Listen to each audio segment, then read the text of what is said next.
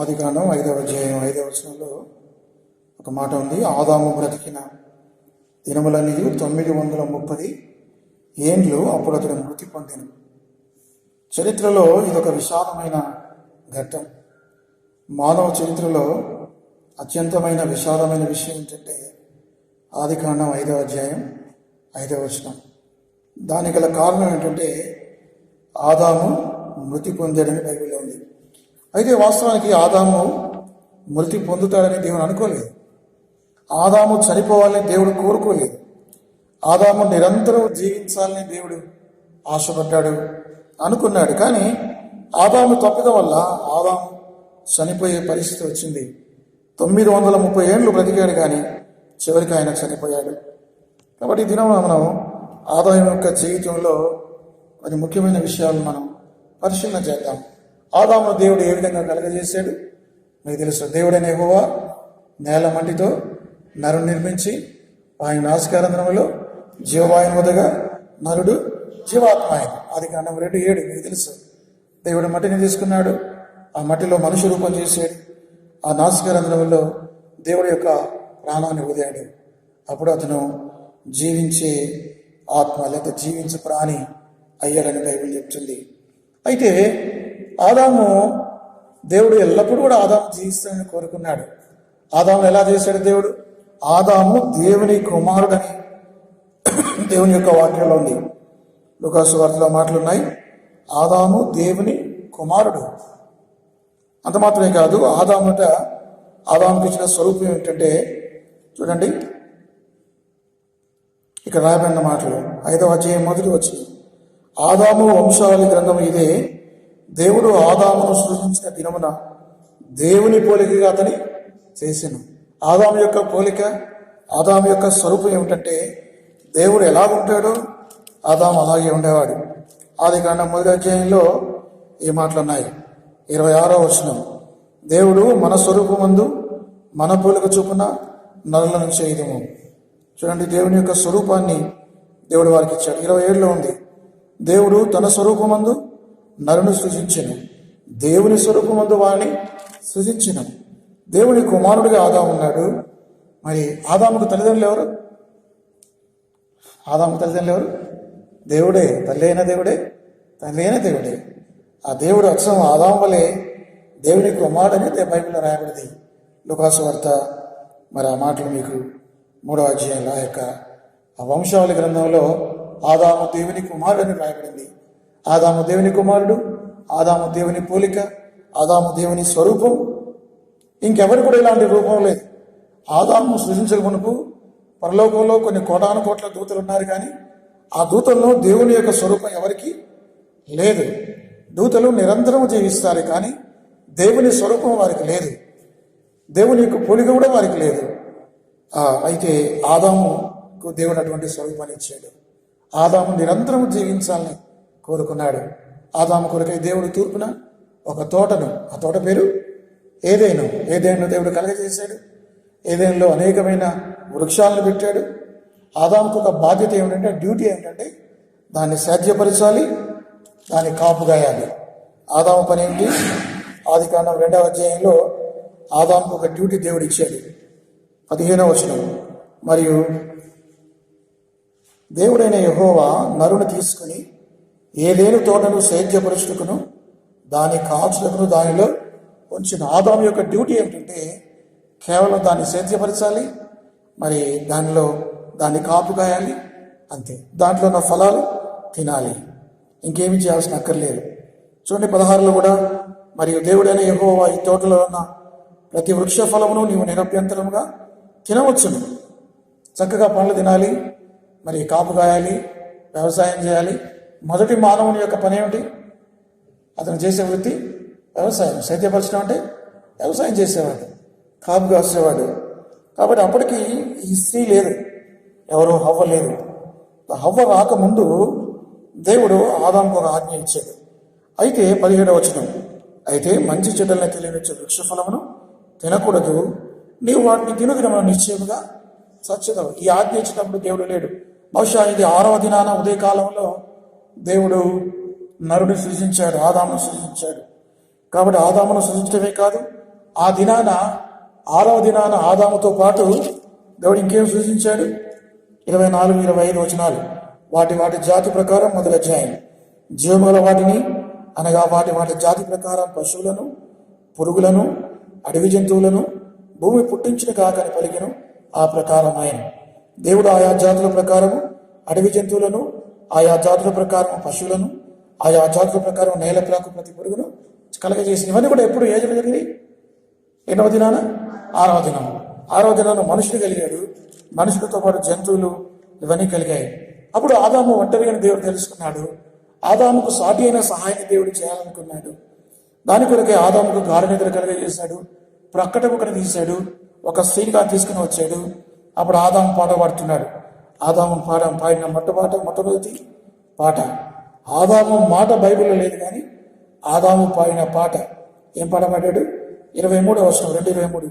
అప్పుడు ఆదాము ఇట్లేను, నా ఎముకల్లో ఒక ఎముక, నా మాంసములో మాంసము, ఇది నరువులో తీయబడిన కనుక నారి అనబడును. కాబట్టి ఇప్పుడు ఆదాము హవ్వలు సంతోషంగా మరి తోటలో జీవిస్తున్నారు. వారు ఎంతో ఆనందంగా ఉన్నారు. ఇప్పటికీ 6వ దినం అయిపోయింది. ఆదాముకు హవ్వకు ఆ యొక్క తేడా ఎంత? ఆదాము ముందు కలిగింది, హవ్వ తర్వాత కలిగింది. మీకు తెలుసు. వారిద్దరి మధ్యలో ఉన్న తేడా ఎంత? ఏ రోజు కలిగింది ఆ హవ్వ? హవ్వ కూడా 6వ రోజే కదా. హవ్వ కూడా 6వ రోజు కలిగింది ఆమెకు. అయితే ముందు సీనియర్ ఎవరంటే ఆదాము. ఎలా చెప్పవచ్చు ఆదాము హవ్వ ఒకే రోజు కలిగిందని? కాబట్టి మొదటి అధ్యాయం 31వ వచనంలో దేవుడు తాను చేసినది యావత్తును చూచినప్పుడు అది చాలా మంచిగా ఉండెను. అస్తమయమున ఉదయమును కలగగా 6వ దినం ఆయను. కాబట్టి బహుశా 6వ దినంలో దేవుడు మరి స్త్రీని కూడా కలగజేశాడు. భార్యాభర్తలు చక్కగా తోటలో జీవిస్తున్నారు. అయితే మరి ఇంతలో వారు పాపం చేశారు. ఎలా పాపం చేశారో మనం చూద్దాం. కాబట్టి దేవుడు సృష్టించిన సృష్టిలో సర్పము యుక్తి గలదై ఉండేనని బైబిల్లో ఉంది. ఈ సర్పము ఆరంభంలో ఇది ప్రాకేది కాదు. అది ఎలా ఉండేదో మనకు తెలియదు. అది నడిచేదా, మరి అలా ఎలా జీవించేదో తెలియదు. ఈ సర్పం మాట్లాడటం విచిత్రం. మానవుడు తప్ప ఇంకెవరు కూడా మాట్లాడడానికి వీలు లేదు. ఎందుకంటే దేవుడు ఆదాము హవ్వలకు మాత్రమే ఆత్మనిచ్చాడు. మనం చాలా జంతువులను చూస్తాం కదా, ఏ జంతువు కూడా మాట్లాడదు. ఎందుకు మాట్లాడదు? వాడికి ఆత్మ లేదు. వాడికి ప్రాణం ఉంది, కానీ ఆత్మ లేదు. అయితే మానవులకు ఆత్మతో ప్రాణంతో పాటు ఇంకేముంది? ఆత్మ ఉంది. కాబట్టి మనం మాట్లాడుతున్నాం. అయితే జంతువులు మాట్లాడటం ఏమిటి? సర్పం మాట్లాడటం ఏమిటి? సర్పం మాట్లాడే అవకాశం లేదు. కానీ మరి అపవాది పరలోకం నుంచి త్రోయబడ్డాడు. మనం గతంలో చూసాం. దేవుని సముఖంలో ఉన్న ఈ యొక్క కెరూబు అయిన ప్రధాన దూత అయిన లూసిఫరు దేవునికి తిరుగుబాటు చేయటం వల్ల దేవుడు పరలోకం నుంచి త్రోసివేశాడన్న సంగతి మనకు తెలుసు. 11వ అధ్యాయం 12వ ప్రకటన గ్రంథం 12వ అధ్యాయం 9వ వచనంలో ఆ మాటలు ఉన్నాయి. ప్రకటన గ్రంథం 12వ అధ్యాయం 9వ వచనంలో, కాగా సర్వలోకమును మోసపుచ్చుచు అపవాది అనియు సాతాననియు పేరు గల ఆది సర్పమైన ఆ మహాకడ సర్పము పడద్రోయబడను. అది భూమి మీద పడద్రోయబడను. దాని దూతలు దానితో కూడా పడద్రోయబడిరి. దాని దూతలు అంటే దీని పక్షాన చేరిన వారు. పరలోకంలో దేవుని దూతలు వారు ఒకప్పుడు. అయితే ఈ యొక్క లూసిఫర్ పక్షంగా వారు చేరారు. కాబట్టి ఎంతమంది చేరారని చెప్పుకున్నాం మనం? 1/3. ఎక్కడున్నమాట? 4వ వచనంలో ఉంది. దాని తోక ఆకాశ నక్షత్రములో 3వ భాగం నీడ్చి వాటిని భూమి మీద పడవేసిన. తను వెళ్తూ తనతో పాటు 1/3 దూతలు కూడా అది భూమి మీదకి తీసుకుని వచ్చింది. పడద్రోయబడ్డారు దూతలు కూడా. మరి లూసిఫరే కాదు, లూసిఫర్తో పాటు కూడా కొంతమంది దేవదూతలు దేవుని మీద తిరుగుబాటు చేశారు. వారందరినీ దేవుడు భూమి మీదకి త్రోసివేశాడు అన్న సంగతి మనకు తెలుసు. ఎప్పుడు త్రోసివేశాడంటే ఆదికాండం 1వ అధ్యాయం 1వ వచనం. ఆది యందు దేవుడు భూమి ఆకాశములను సృజించెను. భూమి నిరాకారముగాను శూన్యముగాను ఉండెను. చీకటి అగాధ జలముల పైన కమ్మిండెను. దేవుని ఆత్మ జలముల పైన అల్లాడుచుండెను. అంటే ఎప్పుడో మరి 6000 సంవత్సరాల క్రితమే కాదు, ఎప్పుడో భూమిని దేవుడు ఆకాశమును భూమిని ఎప్పుడో కలగజేశాడు. అయితే ఆదికాండం 1వ అధ్యాయంలో రాయబడిన ఈ సృష్టి ఏమిటంటే దేవుడు ఈ భూమిని క్రమపరిచాడు.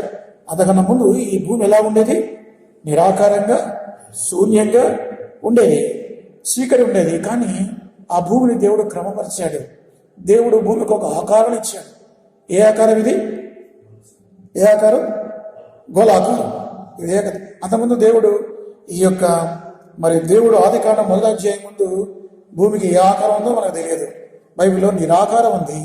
1వ అధ్యాయంలో దేవుడు దానికి ఒక ఆకారం ఇచ్చాడు. అయితే ఎందుకు దానికి నిరాకారం వచ్చింది? భూమికి ఎందుకు నిరాకారం వచ్చిందంటే, ఎప్పుడైతే సైతాను దాని అనుచరులు దాని మీద పడద్రోయబడ్డారో భూమి అంతా కూడా నిరాకారంగాను చీకటిగాను మారిపోయింది. దేవుని ఆత్మ జలములపై అల్లాడుచున్నాను.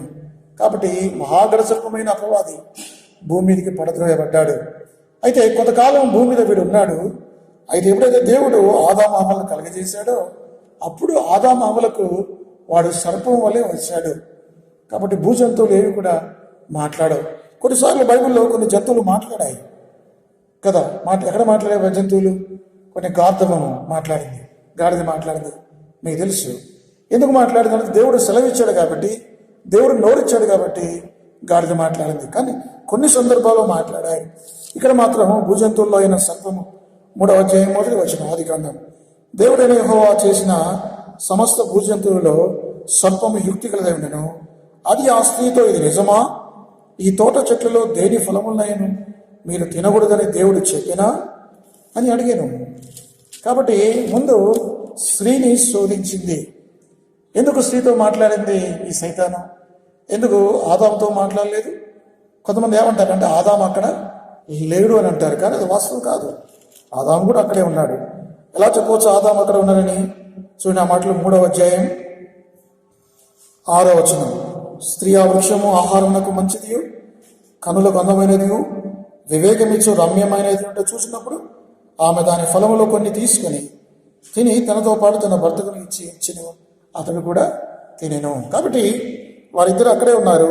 అయితే సర్పము స్త్రీతో మాట్లాడింది, స్త్రీని మోసపుచ్చింది. బైబిల్లో ఉంది ఆదాము మోసపరచబడలేదు కానీ స్త్రీ మోసపరచబడింది. తిమోతిలకు రాసిన 1వ పత్రిక 2వ అధ్యాయం, 1 తిమోతి 2వ అధ్యాయం 13-14 వచనాలు. మొదట ఆదామును తర్వాత హవ్వయును నిర్మింపబడింది కారా? మరియు ఆదాము మోసపరచబడలేదు కానీ స్త్రీ మోసపరచబడి అపరాధములో పడెను.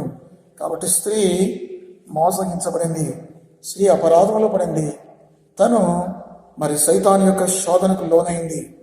కాబట్టి సైతానుకున్న పేరు ఏమిటంటే వాడు మోసపుచ్చేవాడు. ఇందాక మనం చదివాం, సర్వలోకమును మోసపుచ్చుతాడు. వాడు భ్రమ కలగజేస్తాడు, అవాస్తవాన్ని వాస్తవంగా చూపిస్తాడు, అబద్ధాన్ని సత్యంగా చూపిస్తాడు, ఇది నిజమైనట్టుగా భ్రమింపజేస్తాడు. ఈ రోజున మానవులు చాలామంది పాపం చేయడానికి కారణం ఏమిటంటే ఆ పాపము అందమైనదిగా కనపడేట్టుగా చేస్తాడు, పాపంలో భోగాన్ని చూపిస్తాడు. కాబట్టి ఆదాము హవ్వలను, ముఖ్యంగా హవ్వ మోసపోయింది. సర్పం మాట్లాడింది.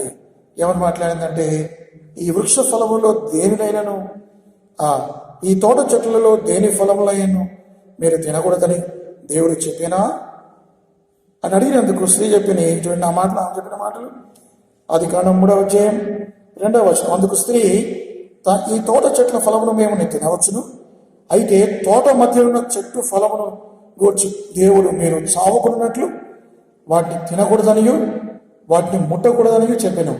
ఈ స్త్రీ కొంత కలిపిని. దేవుడు తినకూడదని చెప్పాడు కానీ ఈమెం చెప్తుంది, దేవుడు తినకూడదు వాటిని ముట్టకూడదని చెప్తుంది. దేవుని వాక్యానికి మనం ఏమీ కల్పించకూడదు. దేవుని వాక్యాన్ని ఉన్నది ఉన్నట్టుగా చదవాలి, ఉన్నది ఉన్నట్టుగా రిసీవ్ చేసుకోవాలి, ఉన్నది ఉన్నట్టుగా యాక్సెప్ట్ చేయాలి.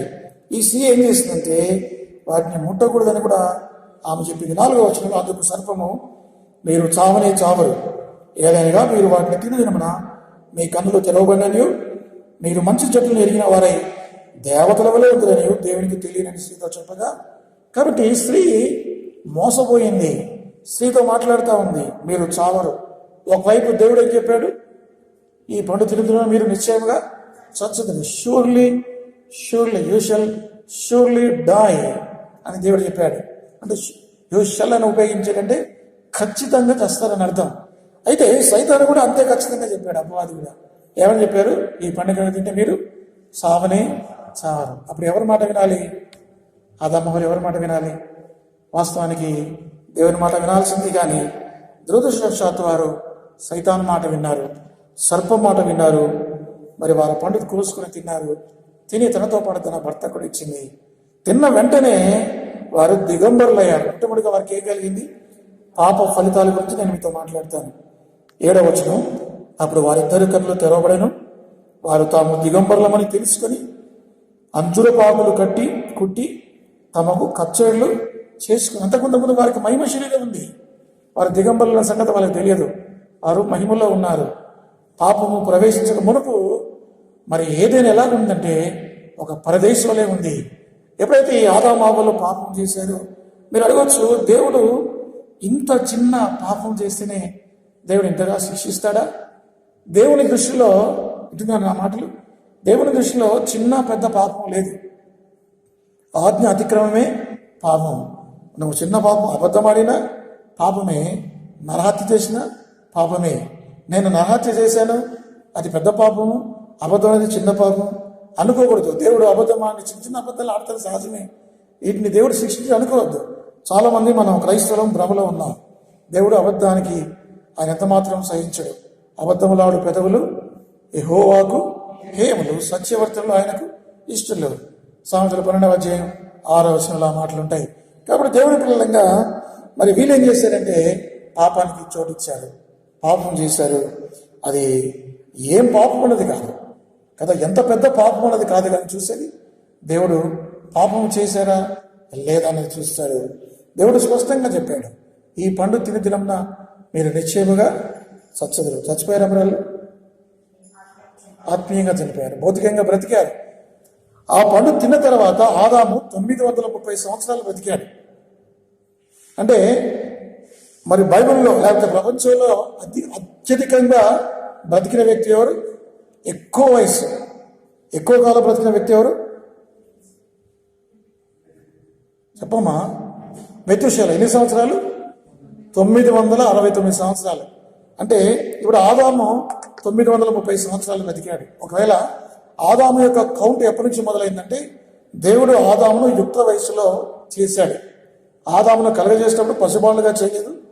ఆదాము కలగజేసినప్పుడే ఒక 40 సంవత్సరాల వయసు ఉన్నవాడిగా చేశాడు కదా. అయితే మరి ఇప్పుడు ఆదాము వయసు అనుకుందాం. ఒకవేళ ఆదాము వయసు 0 నుంచి తీసుకుంటే ఆదాము వయసు చనిపోయేటప్పటికి ఆయన వయసు ఎంత అయి ఉండేది? 970. అంటే మెతూషెల కంటే కూడా ఆదాము ఎక్కువ కాలం బ్రతికాడు వాస్తవానికి. కానీ మరి ఆయన యుక్త వయసులో ఆయన దేవుడు ఆయన సృష్టించాడు కాబట్టి ఆ 40 years యవన ఏజ్ని కౌంట్ తీసుకోలేదు. కాబట్టి 930 సంవత్సరాలు ఆయన బ్రతికాడు, బ్రతికి మృతి చెందాడు. సైతాన్ అనేవాడు మోసపుచ్చేవాడు. సైతాను మనల్ని కూడా మోసపుచ్చుతాడు. దాని విషయమే మనం కూడా బహు జాగ్రత్తగా ఉండాలి. సైతాన్ని శోధిస్తాడు, సైతాన్ అందరినీ శోధిస్తాడు. సైతాన్ని ఎవరిని శోధిస్తాడు? ఈ ప్రపంచంలో ఎవరిని వాడు విడిచిపెట్టలేదు. సాక్షాత్తు యేసుక్రీస్తు వారిని కూడా వాడు విడిచిపెట్టలేదు. సైతాను యేసుక్రీస్తు వారిని కూడా శోధించాడు. మొదటి ఆదామైన ఆదామును శోధించాడు, కడపడి ఆదామైన యేసుక్రీస్తు వారిని కూడా శోధించాడు. ఆ ఆదాముకు ఈ ఆదాముకు తేడా ఏమిటంటే ఆ ఆదాము శోధనలకు లొంగిపోయి పాపములో పడిపోయాడు. ఈ ఆదాము 1 కొరింథీ 15:45. కడపడి ఆదామైన యేసుక్రీస్తు వారు శోధనను జయించి పాపం చేయకుండా ఉండగలిగాడు. చూడండి, మీకు ఆదాము గురించి యేసు ప్రభు గురించి మీకు కొన్ని పోలికలు చెప్తాను. ఆదాము ఆయన ఉన్న స్థలం ఎలాంటిదంటే ఆయన ఉన్న స్థలం ఎంతో ఆహ్లాదకరమైన స్థలం. అది ఏదేను పరదేశంలో ఉన్నాడు. ఒక రకంగా తనకు ఏ కష్టం లేదు, ఏ ఆకలి లేదు, ఏ బాధ లేదు కదా. మరి యేసు ప్రభు వారు అలా లేరు. యేసు ప్రభు వారు ఎలా ఉన్నాడు? ఆకలిగానే ఉన్నాడు. 40 దినాలు ఉపవాసం ఉన్నాడు. ఎంత ఆకలిగా ఉన్నాడు. కానీ యేసు ప్రభు వారిని శోధించారంటే ఆ అర్థం ఉంది. కానీ మరి ఎందుకు ఆదాము పడిపోయాడు? ఏ కారణం ఉంది కదా. అప్పటికైనా ఫలాలు తింటున్నాడు కదా. దేవుడు తినవద్దన్న ఫలాలు ఎందుకు తిన్నాడు? ఆదాము చక్కని అందమైన తోటలో ఉన్నాడు, యేసు ప్రభు వారు అరణ్యంలో ఉన్నాడు కదా. యేసు ప్రభు వారు అరణ్యంలో ఉన్నాడు. అయినప్పటికీ సరే యేసు ప్రభు వారు పాపాన్ని జయించాడు, ఆదాము జయించలేకపోయాడు. కాబట్టి దేవుని బిడ్డలమైన మనం అందరం కూడా శోధింపబడతాం. సో నా మాటలు 1 కొరింథీ 10వ అధ్యాయంలో మాటలున్నాయి. 1 కొరింథీ 10వ అధ్యాయం 1 కొరింథీ 10:13. సాధారణముగా మనుషులు కలుగు శోధన తప్ప మరి ఏదియు చదవనమ్మా సంభవింపలేదు.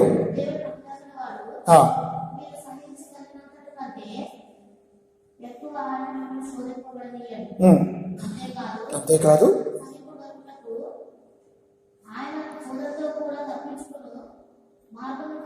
కాబట్టి దేవుడు నమ్మదగిన వాడు. ప్రతి మానవుడు శోధించబడతాడు. సాధారణంగా మనుషులకు కలుగు శోధన తప్ప మరి ఏది మీకు సంభవింపదు. ఒకవేళ ఏదైనా సంభవిస్తే దాన్ని తప్పించుకునే మార్గం కూడా దేవుడు కలగజేస్తాడు. కాబట్టి నాకు ఈ శోధన వచ్చింది, పాపంలో పడిపోయాను ఎవరు చెప్పడానికి లేదు. ఎందుకంటే శోధనలు వస్తాయి, అవి అందరికీ వచ్చాయి.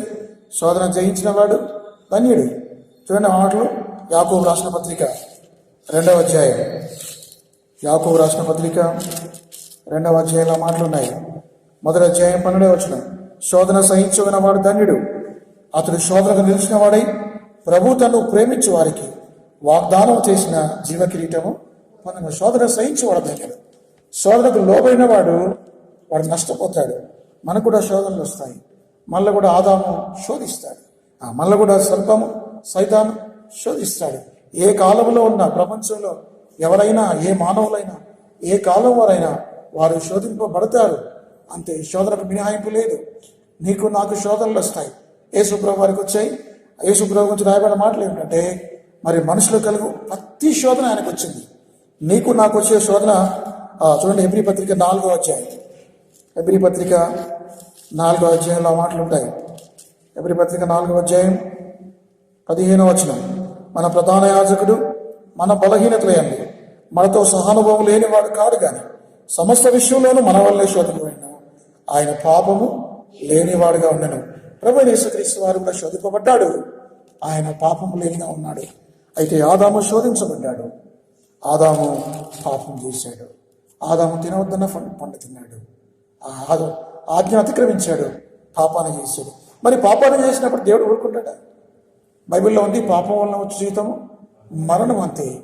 ఏ పాపమైనా సరే మన జీవితంలో కనబడది అంటే మనం మరణించాల్సిందే, నిత్య నరకానికి వెళ్ళాల్సిందే. నాకు ఒకసారి అనిపిస్తుంది, విశ్వాసులంగా మన జీవితంలో విశ్వాసం కాకమునుపు ఎన్ని పాపాలు చేసావా మనం? విశ్వాసమైన తర్వాత కూడా మరి ఎన్ని పాపాలు చేస్తున్నాం? కొన్ని సందర్భాల్లో తెలుసో తెలియకో మరి ఆలోచనలో పాపం చేస్తూ ఉంటాం, మాటల ద్వారా పాపం చేస్తుంటాం, ప్రవర్తన ద్వారా పాపం చేస్తుంటాం. ఒక్క పాపం చేసిన ఆదామే మరి చనిపోయినప్పుడు ఎన్ని పాపాలు చేసినా మనం ఏం చేయాలి? 100 పాపాలు చేసినప్పుడు ఎన్నిసార్లు చనిపోవాలి? 100 సార్లు చనిపోవాలి. 1000 పాపాలు చేసినప్పుడు 1000 సార్లు చనిపోవాలి. కానీ యేసుక్రీస్తు వారి కృప ఎంత గొప్పది, ఆయన రక్తం ఎంత గొప్పది, క్రీస్తు ద్వారా క్షమాపణ ఎంత గొప్పది. ఇప్పుడు 3వ విషయం ఏంటంటే, మొట్టమొదటిగా ఆదాము యొక్క సృష్టి చూసాం. ఆదాము ఏ విధంగా దేవుడు కలగజేశాడో చూసాం. రెండవదిగా ఆదాము ఏ విధంగా పాపం చేశాడో చూసాం మనం. మూడవదిగా ఆదాముకు వచ్చిన శిక్షను మనం చూడాలి. దేవుడు న్యాయవంతుడు, దేవుడు పరిశుద్ధుడు, దేవుడు సత్యవంతుడు, దేవుడు పాపముతో రాజ్యపడడు. ఆయన ప్రేమ గలవాడే, ఆయన దయగలవాడే, ఆయన కరుణ గలవాడే, ఆయన జాలి గలవాడు అయినప్పటికీ మరి ఆయన గుణాలు, ద ఆట్రిబ్యూట్స్ ఆఫ్ గాడ్ అనేది చాలా విచిత్రంగా ఉంటుంది. ఆయన సత్యాన్ని బట్టి, ఆయన పరిస్థితులను బట్టి మరి మానవుని యొక్క పాపాన్ని బట్టి మానవుని శిక్షించాలి. ఆయన ప్రేమను బట్టి, ఆయన కనికరాన్ని బట్టి మానవుని క్షమించాలి, మానవుని రక్షణ కలిగజేయాలి. దేవుడు రెండూ చేయగలడు. దేవుడు చెప్పిన ప్రకారంగా మరి చూడండి, ఆ ముగ్గురిని దేవుడు శిక్షించాక బైబిల్లో ఉంది. మొట్టమొదటిగా శిక్ష ఎవరి మీదకి వచ్చింది? ఎవరి మీదకి? సర్పం మీదకి వచ్చింది. ఆ మాట చూద్దాం. ఆదికాండం 3వ అధ్యాయం. ఆదికాండం 3వ అధ్యాయం 14వ వచనం. అందుకు దేవుడైన యెహోవా సర్పముతో, నీవు దీన్ని చేసినందున పశువులన్నిటిలోనూ భూజంతువులన్నిటిలోనూ. ఈ మాట మీకు అర్థమవుతున్నాయా? ఎవరిని దేవుడు శపిస్తున్నాడు? సర్పం కాదు,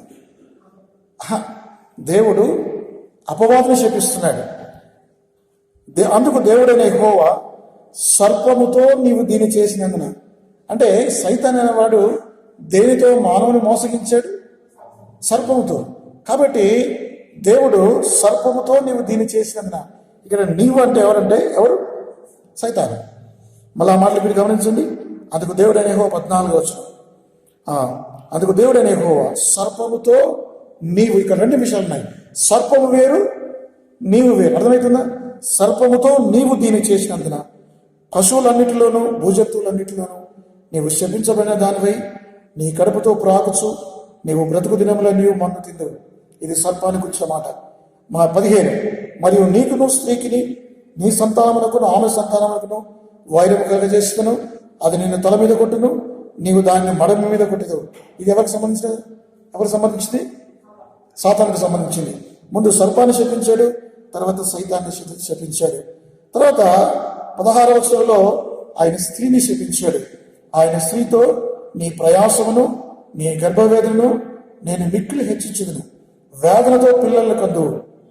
కాబట్టి స్త్రీ ఒకవేళ వారు పాపం చేయకుండా ఉంటే చక్కగా ప్రసవం అనేది చాలా సులభంగా జరిగేదేమో. కానీ ఆమె పాపం చేసినందున దేవుడు ఆమె ప్రయాసతో ఆమె గర్భవేదన హెచ్చించాడు. ఇక 4వది ఆయన మానవుని శపించాడు, ఆదామును శపించాడు. ఆదామును శపించలేదు, కానీ పాపం చేసింది ఆదాము, శాపం మాత్రం ఎవరికి వచ్చింది? పాపం చేసింది ఆదాము, శాపం ఎవరికి వచ్చింది? కాదు. 17వ వచనం. నీవు నీ భార్య మాట విని తినవద్దనని నీకు ఆజ్ఞాపించిన వృక్ష ఫలములు తింటివి గనక నీ నిమిత్తము నేల శిపబడి ఉంది. ఇదే విచిత్రం. ఇట్లాగా జరుగుతుంది కొన్నిసార్లు. పాపం చేసింది ఆదాము, అయితే సృష్టి ఏం చేసింది? అయితే సృష్టి మొత్తాన్ని కూడా పాపానికి రావడానికి కారకుడయ్యాడు ఆదాము. ఇప్పుడు ఈ యొక్క సృష్టి శపించబడిన సృష్టి, ఇది శపించబడిన నేలని దేవుని యొక్క వాక్యంలో ఉంది. అది మాత్రమే కాదు, నీ ముఖము చెమట కార్చి ఆహారం తిందు, నువ్వు కష్టపడతావు. అంతకుముందు కష్టం ఉందా? అంతకుముందు ఏ కష్టం లేదు. ఏమి పంటలు పండించడం అక్కర్లేదు, ఆయన ఏమి విత్తనాలు వేయాల్సిన అక్కర్లేదు, అన్నీ సమృద్ధిగా ఉన్నాయి. తోటలోని చెట్లు తింటే చాలు. టైంపాస్గా కొంత పని చేయాలి, ఆ యొక్క తోటను సేద్యం చేయాలి, ఆ నీళ్లు కట్టాలి, అంతే. ఆ యొక్క తోటలోకి దేవుడు ఒక నదిని పంపించాడు, నీళ్ళను మాత్రం కట్టాలి. దీన్ని ఏమంటారు? నీళ్ళని మాత్రం కడతారు కదా మీరు వ్యవసాయదారులు, అలా కట్టాలి. మరి తోటను కాయాలి, అంతే ఆయన పని. అవసరం ఉన్నప్పుడు పండ్లు తినాలి, అంతే. చక్కని పండ్లు తినొచ్చు. ఒకవేళ జీవవృక్ష ఫలం తింటే ఎంత బాగుండేదో ఆయన. కానీ తర్వాత ఎప్పుడైతే పాపం చేశాడో ఆయన చెమట కాచాల్సి వచ్చింది. ఆదాము చెమట కాచడం వల్ల ఆ చెమట పోవటానికి ప్రభువైన యేసుక్రీస్తు వారు ఆ యొక్క తోటలో, ఏ తోటది? గెత్సేమనే తోటలో ఆయన రక్తము చెమట వలె, ఆయన నీళ్లు ఏముంది అక్కడ మాటలు? చెమట వలె రక్తం వల్లే వచ్చాయని దేవుని యొక్క వాక్యంలో చెమట అనే మాట ఉపయోగించారు. ఎందుకు ఆయన చెమట కార్చాడు యేసుప్రభు వారు? ఎందుకైనా చెమట కార్చాడు? ఆదాము చెమట కార్చడం వల్ల, ఆదాము చేసిన తప్పిదం వల్ల యేసుప్రభు వారు చెమట కార్చవలసి వచ్చింది. కాబట్టి ఈ సంగతిని మీరు గమనించాలి. మరి సర్పము శపించబడింది, అపవాది శపించబడింది, తర్వాత ఆ స్త్రీ హవ్వ శపించబడింది, ఇంకా శపించబడ్డాడు. దేవుని యొక్క వాక్యంలో ఉన్నాయి. కాబట్టి దేవుని యొక్క మాటలు 20వ వచనంలో రాయండి. 20వ వచనం చదువుతారా? 20వ వచనం చదువుతారా?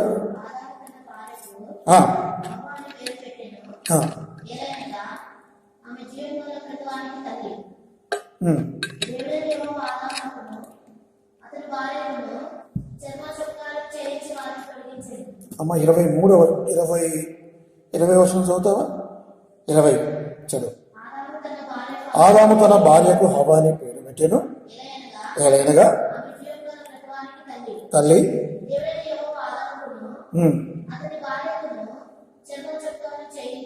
21వ వచనం. దేవుడైన యెహోవా ఆదామునకును అతని భార్యకును చర్మపు చొక్కాయలను చేయించి వారికి తొలగించారు. ఇప్పుడు ఎన్నో విషయం చూస్తున్నామంటే మనం 4వ విషయం కదా. మొదటి విషయం ఏమిటంటే ఆదాము సృష్టి, ఆదాము ఎలా సృజించబడ్డాడో మనం చూసాం. రెండవది ఆదాము యొక్క పాపాన్ని మనం చూస్తున్నాం. మూడవది ఆదాము యొక్క శిక్ష, మూడవ వచనం ఆదాము యొక్క శిక్ష. ఈ మాట చదవండి. ఆదికాండం 3వ అధ్యాయం, ఆదికాండం 3:21 చదవండి. ఆదికాండం 3:21 చదవండి. దేవుడైన యెహోవా ఆదామునకును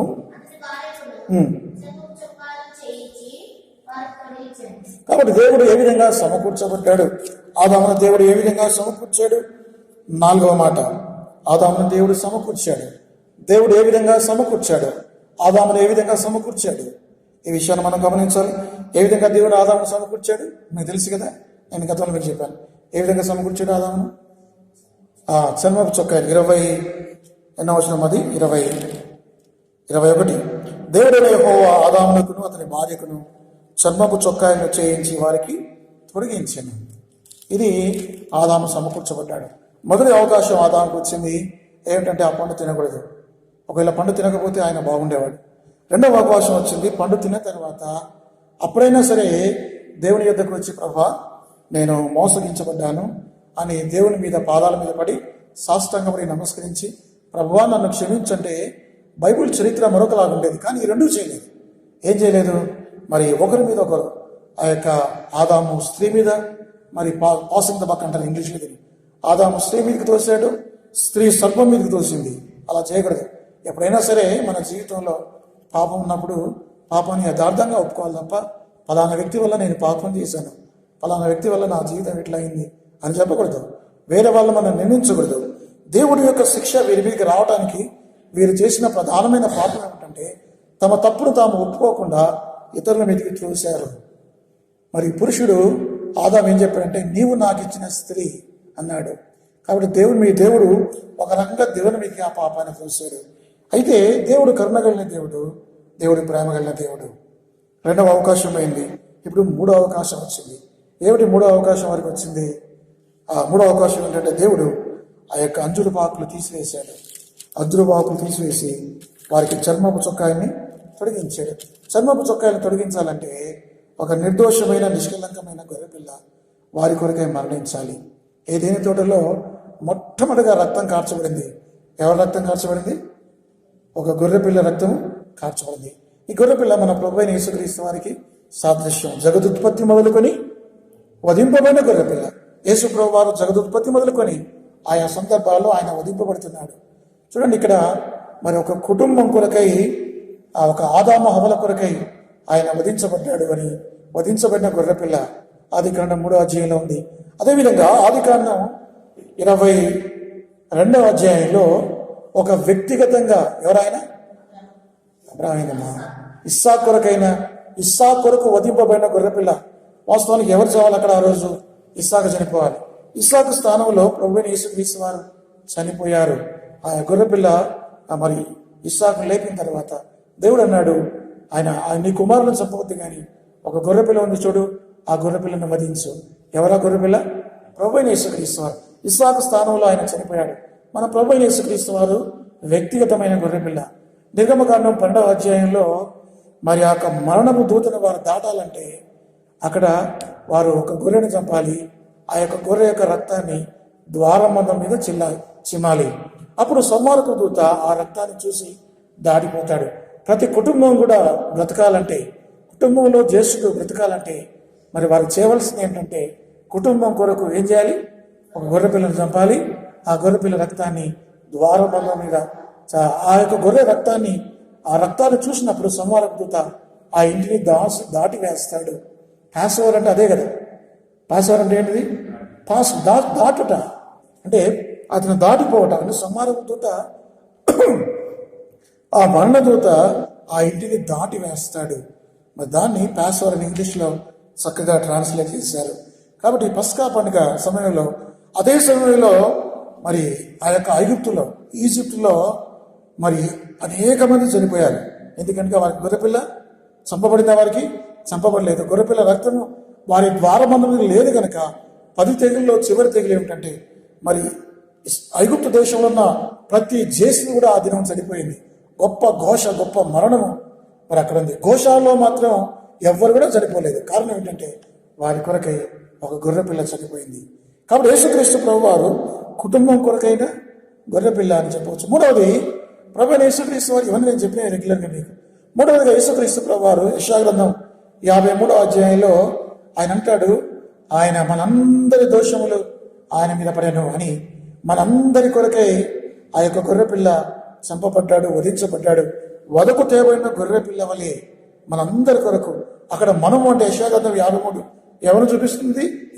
ఇశ్రాయేలు జాతి. ఇశ్రాయేలు జాతి కొరకైన గొర్రెపిల్ల. మొట్టమొదటిగా వ్యక్తిగతమైన గొర్రెపిల్ల, రెండవది కుటుంబం కొరకైన గొర్రెపిల్ల, మూడవది ఇశ్రాయేలు జాతి కొరకైన గొర్రెపిల్ల, నాలుగవది యోహాను సువార్త 1వ అధ్యాయం 29వ వచనం. ఇదిగో లోక పాపమును మోసుకునే దేవుని గొర్రెపిల్ల. ప్రభువైన యేసుక్రీస్తు వారు సమస్తమైన మానవాళి కొరకై, లోకం కొరకై ఆయన వధించబడ్డాడు. జగదుత్పత్తి మొదలుకొని వధింపబడిన గొర్రెపిల్ల మన ప్రభువైన యేసుక్రీస్తు వారు. కాబట్టి ప్రభువైన యేసుక్రీస్తు వారికి సాదృశ్యంగా ఉన్న గొర్రెపిల్ల ఏదైనా తోటలోనూ వధించబడటం వల్ల, ఆ యొక్క నిర్దోషమైన గొర్రెపిల్ల రక్తం చిందించబడటం వల్ల వారి పాపాలు కడగబడ్డాయి, వారి పాపాలు క్షమించబడ్డాయి. అప్పుడు చర్మపు చొక్కాయలు వారు తొడుక్కున్నారు. దేవుడే వారికి తొడిగించాడు. ఒకవేళ అప్పుడు కనుక వారు మూడో అవకాశం, మరి దేవా యెహోవా మాకు ఈ చర్మపు చొక్కాయలు వద్దు రవ్వ అంటే, వారు ఖచ్చితంగా ఏమైపోయేవాళ్ళు? నిత్య నరకానికి వెళ్ళేవాళ్ళు. కాబట్టి చర్మపు చొక్కాయలు ధరించినంత మాత్రాన పరలోకానికి వెళ్తారా? మీరు అడగొచ్చినాను. చర్మపు చొక్కాయలు ధరించినంత మాత్రాన పరలోకానికి వెళ్తారా? ఇది ఎలా సాధ్యం అంటే, మరి యెషయా గ్రంథం 61:10 ఉంది, ఆయన మనకు రక్షణ వస్తువును ధరింపజేశాడు, నీతి అను పైబట్టును ఆయన మనకిచ్చాడు. ఆ చర్మపు చొక్కాయలు ఏం చెప్తున్నాయంటే, వారికి రక్షణ కలిగింది, వారికి నీతి కలిగింది, వారి నీతిమంతులుగా తీర్చబడ్డారు, వారు రక్షింపబడ్డారని చూపిస్తుంది. యేసుక్రీస్తు ప్రభు వారు సాదృశ్యంగా ఆయన అప్పుడు ఆయన గొర్రెపిల్ల చనిపోయింది. కానీ 2000 సంవత్సరాల క్రితం యేసుక్రీస్తు ప్రభు వారు లిటరల్గా ఆయన కలువరి శిలువలో చనిపోయాడు. కలువరి శిలువలో చనిపోయినప్పుడు ఆయన ఎవరి కోసం చనిపోయాడు? ఎవరి కోసం చనిపోయాడు? ఆ సందర్భంలో ఆదాము హవ్వల కొరకు కూడా ఆయన చనిపోయాడు. పాత నిబంధన భక్తులు 4000 సంవత్సరాల క్రితం క్రీస్తు పూర్వం ఎంత మంది అయితే ఉన్నారో, చనిపోయిన వారి కోసం కూడా యేసు ప్రభు వారు చనిపోయాడు. ఇది ఆశ్చర్యం. ఒకవేళ యేసుక్రీస్తు ప్రభు వారు చనిపోకపోతే పాత నిబంధనలో ఉన్న భక్తులు ఆదాము మొదలుకొని మరి అందరి కూడా వారికి విమోచనం లేదు. వారు విమోచించబడాలంటే క్రీస్తు చనిపోవాలి. మనం అనుకుంటున్నాం క్రీస్తు కాలం కొరకు కోసమే, క్రీస్తు కాలంలో ఉన్న వారి కోసమే యేసుక్రీస్తు చనిపోయాడు అనుకుంటున్నాం మనం.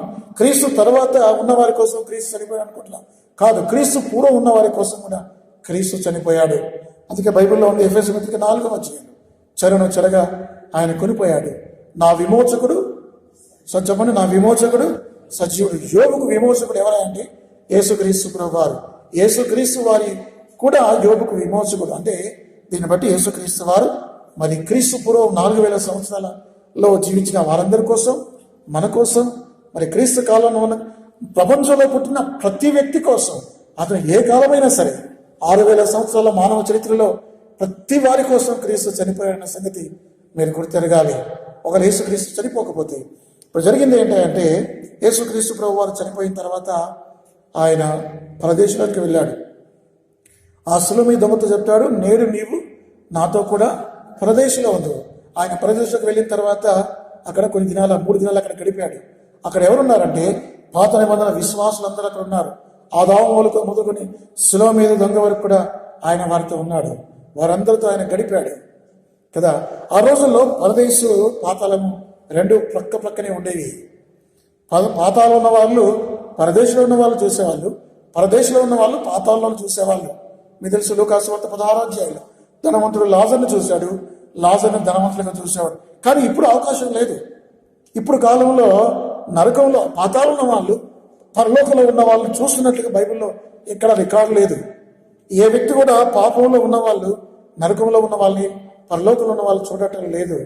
ఎందుకంటే ఆ యొక్క పరదేశ అనే స్థలాన్ని యేసు ప్రభు వారు ఖాళీ చేసి చెరగా ఆయన కొనిపోయాడు. ఆయన పరలోకానికి ఆరోహణమయ్యాడన్న సంగతి మీకు తెలుసు. చూడండి ఆ మాటలు ఎఫెసీ రాసిన పత్రిక 4వ అధ్యాయం, ఎఫెసీ 4వ అధ్యాయం, అక్కడ రాయబడిన మాటలు 7వ వచనం.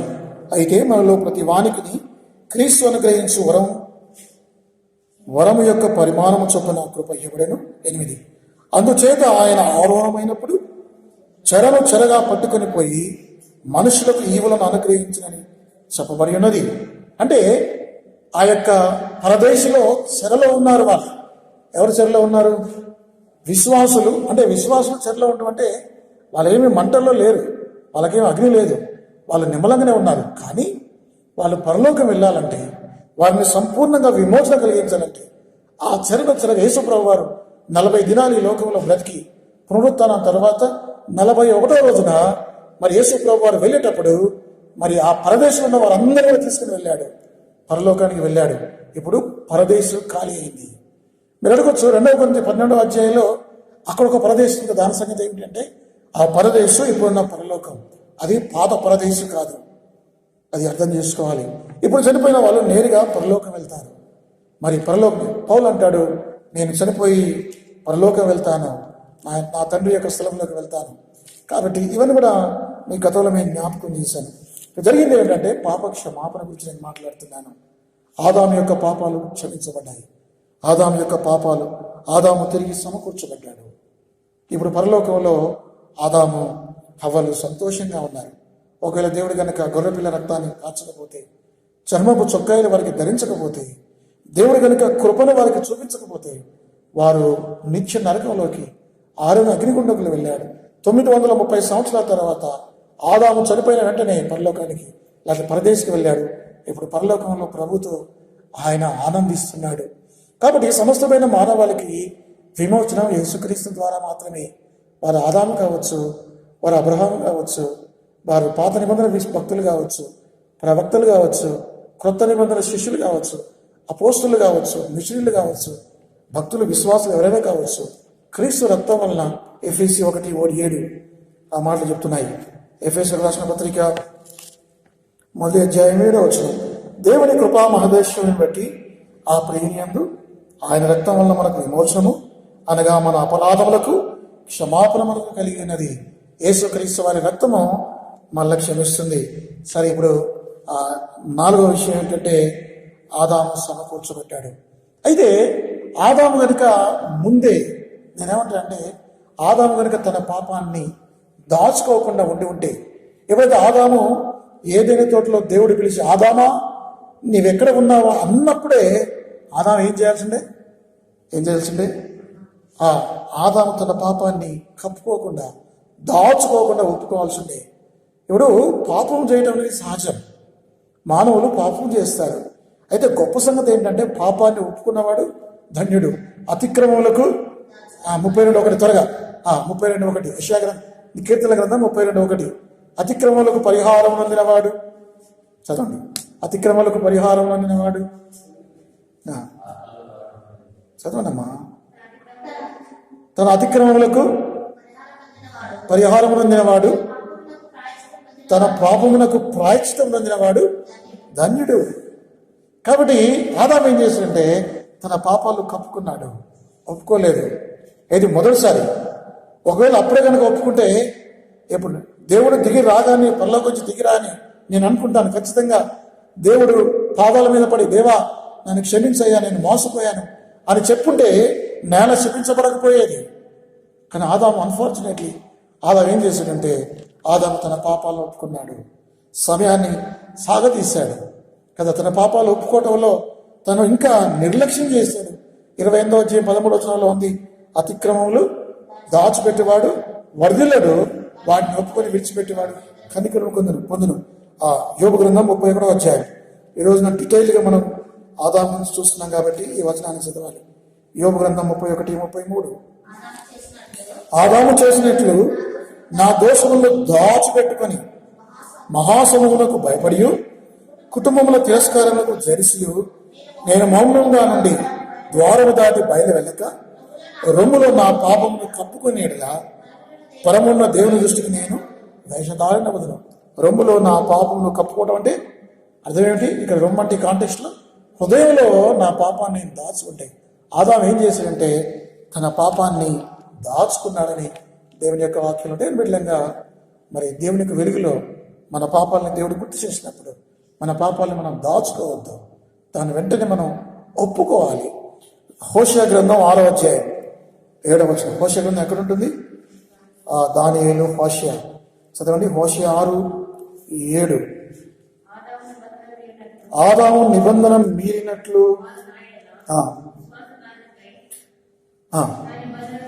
చూడండి, ఇక్కడ ఆదాము గురించి ఇక్కడ మళ్ళా రాశాడు హోషేయ భక్తుడు కదా. దేవుడు చెప్తున్నాడు ఆదాము నిబంధన మీరినట్లు వారు వారంటే ఎవరు? ఇక్కడ ఇశ్రాయేలు ప్రజలు, యూదా, ఎఫ్రాయిము. వారేం చేశారు? దేవుని యొక్క నిబంధనను మీరారు. ఆదాము కూడా నిబంధనను మీరాడు. దేవుడు చెప్పాడు ఆదాముతో, నీవు పండు తినవద్దు. ఆదాము ఒప్పుకున్నాడు. బహుశా ఆదాము అనొచ్చు, ప్రభా నేను పండు తిననయ్యా, నేను జాగ్రత్తగా ఉంటాను. ఆదాము దేవునితో నిబంధన చేసుకునేవచ్చు, కానీ నిబంధన మీరాడు. ఇశ్రాయేలు ప్రజలు కూడా అనేక సందర్భాల్లో వారి నిబంధనని మీరారని, వారి విశ్వాస ఘాతకులని దేవుని యొక్క వాక్యంలో ఉంది. ఆదాము వల్లే మన పాపాలని మనం దాచుకోవద్దు. ఆదాము వల్లే మన విశ్వాస ఘాతకులమై ఉండకూడదు. సో మా దేవుని బిడ్డలమైన మనం మన పాపాలను ఒప్పుకోవాలి. ఈ సందర్భం మనకేం చెప్తుందంటే, పాపాన్ని దాచుకోవటం వల్ల మనకు నష్టం ఉంది. పాపాన్ని చూడండి, మాటలు మళ్ళీ చదువుతాం. సామెత 28:13, అతిక్రమములను దాచిపెట్టేవాడు వర్ధిల్లడు. అక్కడ అతిక్రమములు చేయవడం రాయలే, ఏమని రాశాడు? అతిక్రమములు చేసి వాటిని దాచిపెట్టేవాడు, అతిక్రమములు దాచేవాడు వర్ధిల్లడు. కాబట్టి దేవుని బిడ్డలమైన మనం మన జీవితంలో ఏదైనా పాపం, ఏ పాపం అంటే ఏ వయసు వాళ్ళు ఆ వయసు సంబంధించిన పాపాలు చేస్తారు. ముసలి వాళ్ళు చేసే పాపాలు ముసలి వాళ్ళకు ఉంటాయి, మధ్య వయసులో చేసే పాపాలు మధ్య వయసులకు ఉంటాయి, చిన్నపిల్లలు చేసే పాపాలు చిన్న పిల్లలు ఉంటాయి, కౌమారంలో మరి ఎవరి పాపాలు యవన పిల్లల పాపాలు వారికి ఉంటాయి. మన జీవితంలో ఏ పాపమైనా సరే మనం చేస్తే దేవుని వాక్య వెలుగులో దేవుడు జ్ఞాపకం చేస్తే, ఆదాము దేవుడు శిక్షించినప్పుడు నేను నన్ను శిక్షించకుండా ఉంటాడా? మీ గతంలో నేను జ్ఞాపకం చేశాను. దావీదు పాపం చేసి తన పాపాన్ని ఎంతకాలం దాచుకున్నాడు? ఆదాము తన పాపాన్ని చేసి తన పాపాన్ని ఎంతకాలంగా దాచుకున్నాడు? 1 సంవత్సరం కాలం. అంటే ఆ ఆదాము దేవుడు వెయిట్ చేస్తున్నాడు. వీడు పాపం చేశాడు, మరి కావాలంటే ఇంకొక స్త్రీ నేను ఇచ్చేవాని కదా, ఎందుకు ఒక ఉరియా, ఒక సైనికుడు, ఒక నమ్మకమైన వ్యక్తి యొక్క భార్యను ఇతను చెరపట్టాడు అని చెప్పి పాపం చేశాడు. పాపం చేసిన తర్వాత దేవుడు చూశాడు, 1 సంవత్సరం గడువిచ్చాడు. ఈ సంవత్సరంలోపు ఆ దావీదు తన పాపాన్ని ఒప్పుకుంటాడని చెప్పి దేవుడు వెయిట్ చేశాడు. కానీ ఆదాము నుంచి దావీదు ఏం చేశాడు? తన పాపాన్ని ఒప్పుకోలే. ఎప్పటిదాకా ఒప్పుకోవాలని దేవుని యొక్క శిక్ష వచ్చేంత వరకు కూడా తన పాపాన్ని ఒప్పుకోలే. నాతాను ప్రవక్త వచ్చి చెప్పాడు, ఆ మనుషులు నీవే. దావీదు గుండె పగిలింది. నేను అనుకుంటాను, ఆ నాతాను ప్రవక్త రాకముందు కనుక దావీదు తన పాపాన్ని ఒప్పుకుంటే దావీదుకు అంత శిక్ష వచ్చేది కాదు. మీరు ఎందుకంటే దావీదును దేవుడు ఇంతగా శిక్షించే కారణం ఏమిటి? ఎందుకు శిక్షించాడు అంటే కేవలం పాపాన్ని చేసిన దాన్ని బట్టే కావచ్చు, కానీ పాపాన్ని అతను ఒప్పుకోకుండా కప్పుకున్నాడు. దానివల్ల మరింత శిక్ష అతనికి వచ్చింది. మరి 1 యోహాను 1:9 ఉంది కదా, మన పాపములను మనం ఒప్పుకునేలా ఆయన నమ్మదగిన వాడు నీతిమంతుడు కనుక ఆయన మన పాపములు క్షమించి సమస్త దుర్నీతి నుండి మనల్ని పవిత్రులుగా చేయను. దేవుని బిడ్డలంగా మన పాపాలు మనం ఒప్పుకోకూడదు, మరి కప్పుకోకూడదు, కానీ ఒప్పుకోవాలి. మన పాపాలు చేస్తాం, మన హృదయాన్ని కఠినం చేసుకోవద్దు. ఈ పాస్టర్లు ఇలాగే చెప్తారులే, ఏమైతే ఇలా అనుకోవద్దు, కఠినం చేసుకోవద్దు. దేవుని వాక్యంలో ఇట్లాగే ఉండాలి. దేవుడు నన్ను ఇంతకాలం శిక్షించకుండా మానాడా, ఏం శిక్షించాలి, చూద్దాంలే ఆయన ఎప్పుడు శిక్ష వస్తుందో అని అనుకోకూడదు. అబద్ధాలు మోసాల్లో జీవించకూడదు. దేవుని పిల్లలంగా మన పాపాలు మనం విశ్వాసమైన తర్వాత కూడా ఏదైనా పాపాలు చేస్తే వెంటనే మన పాపాలు ఒప్పుకోవాలి. ఆలస్యం చేయకూడదు, పాపాలు చేయకూడదు. ఒకరు ఏదైనా పొరపాటున పాపం చేస్తే ఇంకా రెండోది ఏంటి, పాపాన్ని ఒప్పుకోవడంలో ఆలస్యం చేయకూడదు, ఒప్పుకున్న పాపాన్ని విడిచిపెట్టడంలో కూడా ఆలస్యం చేయకూడదు. ఇది చాలా ప్రమాదకరం. విశ్వాసాలను మనం చాలాసార్లు ఏం చేస్తున్నామంటే మరి పాపాలు చేస్తూ మరి ఆదాము వలె దావీదు వలె తప్పైన ఒక మాట ఏం చేశాడు? తన పాపాన్ని కప్పుకున్నాడా? యథార్థంగా ఒప్పుకున్నాడు. తండ్రి, అతను చెప్పిన మాటలు, పరలోకమునకు విరోధముగాను నీ ఎదుట నేను పాపము చేస్తుని. అతని పాపాలు క్షమించబడ్డాయి, అతను సమకూర్చబడ్డాడు, తండ్రి ఇంట్లోకి చేర్చుకున్నాడు. దేవుని బిడ్డలంగా ఆదాము ఒక ఎగ్జాంపుల్ మనకున్నాడు. ఏమిటి ఆదాములో మనం ఏం నేర్చుకుంటున్నాం? ఆదాము ఆలస్యం చేయటం వల్ల, ఆదాము పాపం చేసుకోవటం వల్ల, పాపాన్ని కప్పుకోవటం వల్ల, దాచుకోవటం వల్ల తను ఎంతో నష్టపోయాడు. ఇప్పుడు ఇంకో మాట చూడండి, ఆదామును యేసుక్రీస్తుతో మనం పోలుద్దాం. ఇంకా కొన్ని నిమిషాలు నేను మీతో తీసుకుంటాను. 49 సమయం అయినా పర్లేదు, ఇంకా కొన్ని నిమిషాలు మీతో నేను తీసుకో. రోమీయులకు రాసిన పత్రిక 5వ అధ్యాయం 14వ వచనం. రోమా 5:14. రోమా 5. ఆదాము చేసిన అతిక్రమమును పోయి పాపము చేయని వారి మీద కూడా ఆదాము మొదలుకొని మోసే వరకు మరణము ఏలెను. ఇది చాలా విచిత్రం. ఆదాము చేసిన పాపాన్ని పెట్టేట అప్పటికి ఆ యుగంలో ఇది భవిష్యత్ దీన్ని ఏ యుగం అంటారు? మనసాక్షిగా ఉంటారా, ఇంకా ఏ యుగం అంటారో నాకైతే తెలియదు. అయితే అప్పటికి ధర్మశాస్త్రం రాలేదు.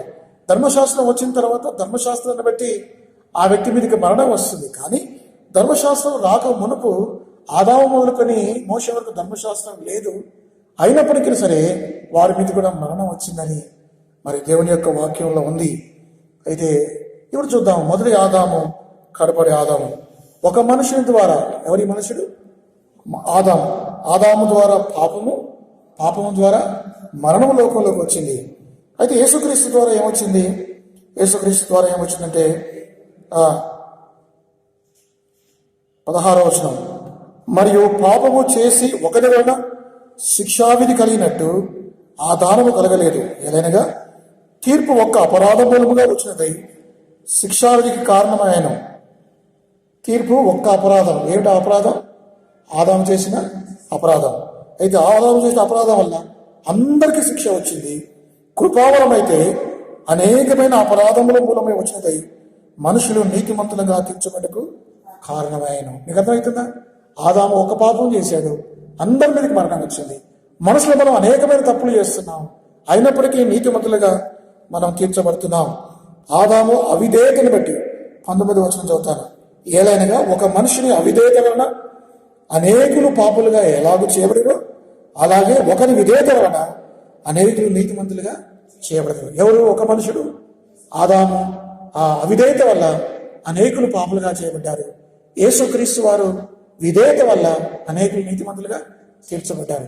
యేసు ప్రభువు వారు విధేయత చూపించాడు. ఆ మాటలు మీకు తెలుసు. ఆ ఫిలిప్పీ పత్రిక 2వ అధ్యాయంలో ఆయన మరణం పొందినంతగా విధేయత చూపిన వాడు ఆయన దేవుని యొక్క వాక్యం నుండి ఆయన తండ్రికి విధేయత చూపించాడు. ఆయన విధేయత నేర్చుకున్నాడని హెబ్రీ పత్రిక 8వ అధ్యాయం, మన హెబ్రీ పత్రిక 6వ అధ్యాయం చూడండి. ఆయన విధేయత చూపించాడని తండ్రికి అక్కడ కూడా ఉంది. హెబ్రీ పత్రిక 6వ అధ్యాయం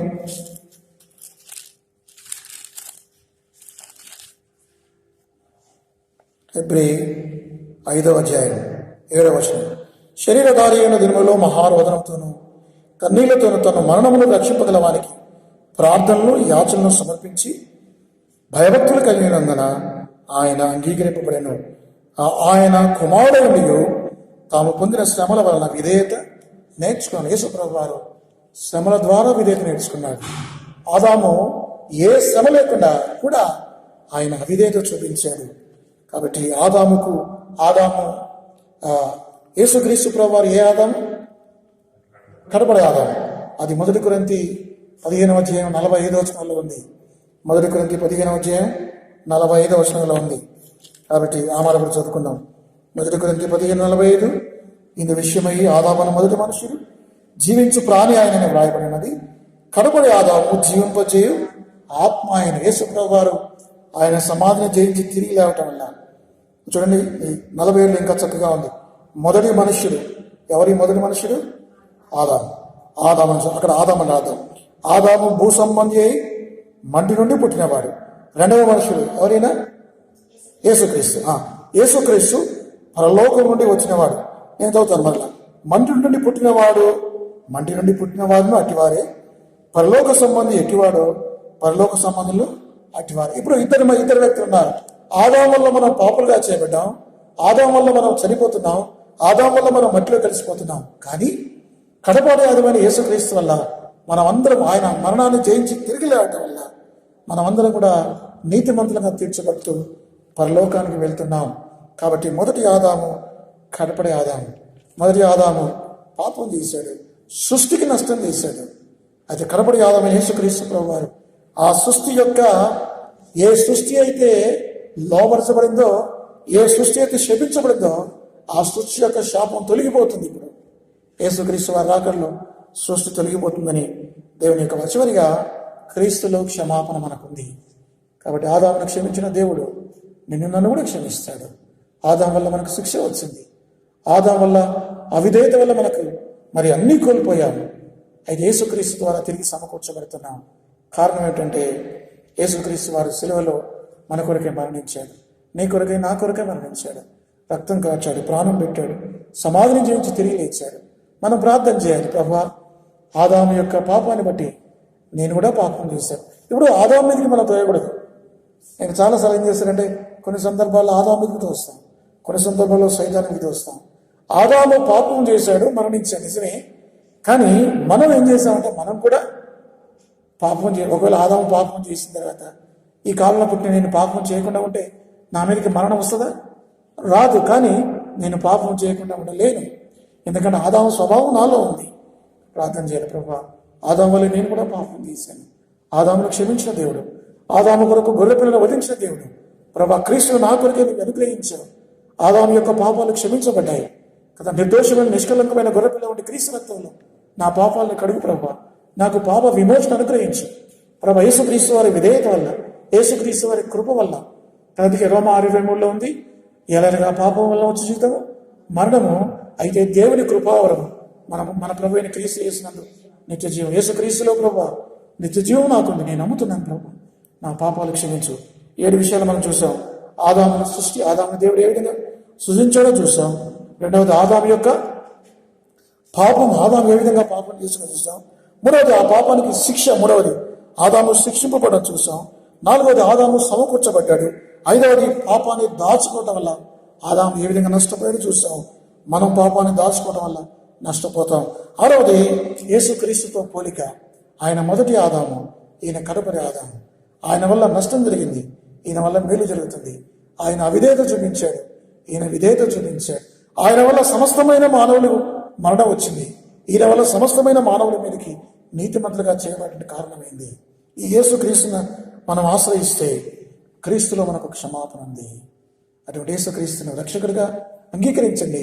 ఒకవేళ రక్షింపబడిన వారు సైతం, ప్రభా నా పాపాన్ని నేను దాచుకున్నాను, ఆదాము వల్ల చేశాను ప్రభా, నన్ను క్షమించు, క్రీస్తులో సమకూర్చు ప్రభా, క్రీస్తులో నన్ను రక్షించు, నన్ను క్షమించని వేడుకుంటే తిరిగి దేవుడి మళ్ళీ సమకూరుస్తాడు.